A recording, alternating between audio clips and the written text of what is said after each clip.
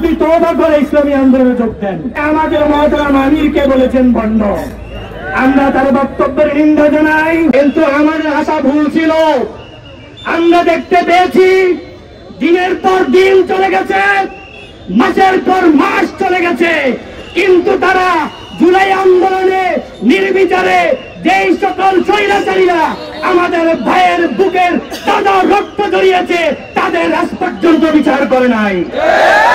যার কারণে ইসলামী আন্দোলন বাংলাদেশ সারা বাংলাদেশে একযোগে বিক্ষোভ মিছিলের আয়োজন করেছে।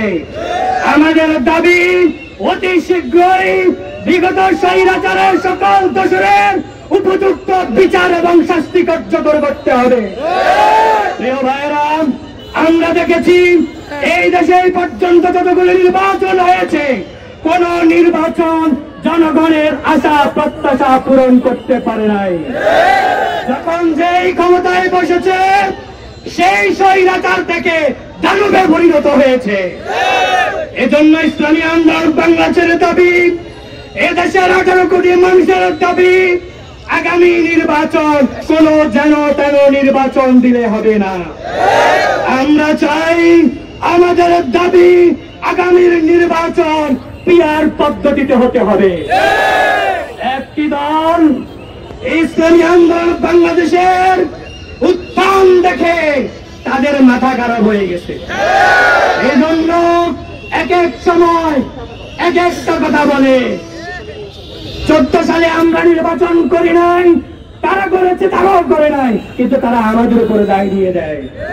18 সালে আমরা নির্বাচন বর্জন করেছি, কিন্তু তারা 6টি শাসন গ্রহণ করে সেখানে হালুয়া রুটি খেয়েছে। অথচ আজকে আমাদের লক্ষ্মীপুর জেলার একজন বিশিষ্ট গুণীজন, তিনি আমাদের মহতরম আমিরকে বলেছেন ভণ্ড। আমরা তার বক্তব্যের নিন্দা জানাই।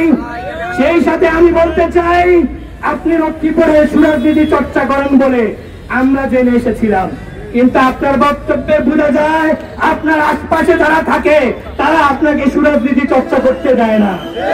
এজন্য আমার পক্ষ থেকে আহ্বান, আপনি তওবা করে ইসলামী আন্দোলনে যোগ দেন। আপনার জন্য নয়, আপনি ইসলামী আন্দোলনে আসেন, আমরা আপনাকে সুরাজনীতি চর্চার সেই পরিবেশ উপহার দিব। আগামী দিনে প্রত্যেকটি আন্দোলনে আমরা দীপ্ত কণ্ঠে আমরা এই দেশের মানুষের পক্ষে, ইসলামের পক্ষে, জনগণের পক্ষে কাজ করবো ইনশাআল্লাহ।